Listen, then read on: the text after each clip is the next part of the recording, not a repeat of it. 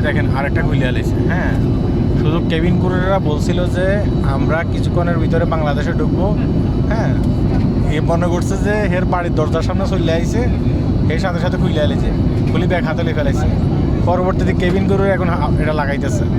দেখেন একটা খুলে নাই, আরও একটা খুলছে, ওই যে আরও খুলছে সামনে।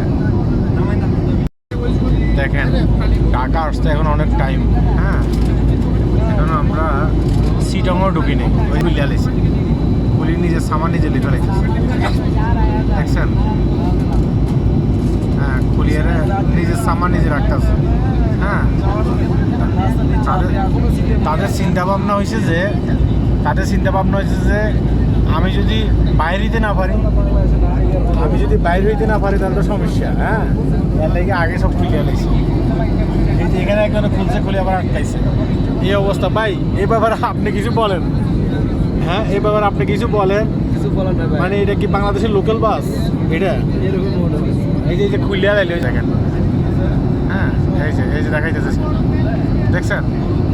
এই যে এখন ওই যে ওরা ছিল।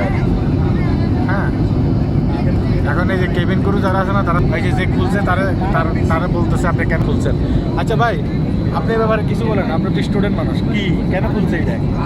তার কাছে কেন মনে হচ্ছে এটা খোলা উচিত? ভালো লাগছে খুলছে। এখনো বাংলাদেশের লোকাল বাসে যেসব চিন্তাভাবনাগুলো আছে না, এগুলো আমাদের মন থেকে কিন্তু দূর হয়নি। আমাদের মনে হচ্ছে যে আমরা এখনো লোকাল, অথচ বিদেশ করতেছে। কিন্তু চিন্তা করছেন, এখন ওই চিন্তাভাবনা মাথা থেকে যায় নাই। বাংলাদেশের যে একটু আনকালচার যেসব চিন্তাভাবনাগুলো আছে, এগুলো এখনও মাথা থেকে বাদ দিতে পারে, খুলে ফেলে। ওই যেখানে একটা খুলে ফেলেছে, তার কাছে মনে হয়েছে কি জানেন? তার কাছে মনে হয়েছে যে ঢাকা এসে পড়ছে, আমি লাভ দিয়ে নেমে যাম আমার গ্রামে। যাই হোক, সবাই ভালো থাকবেন, আল্লাহ হাফেজ। এটাই ভাব।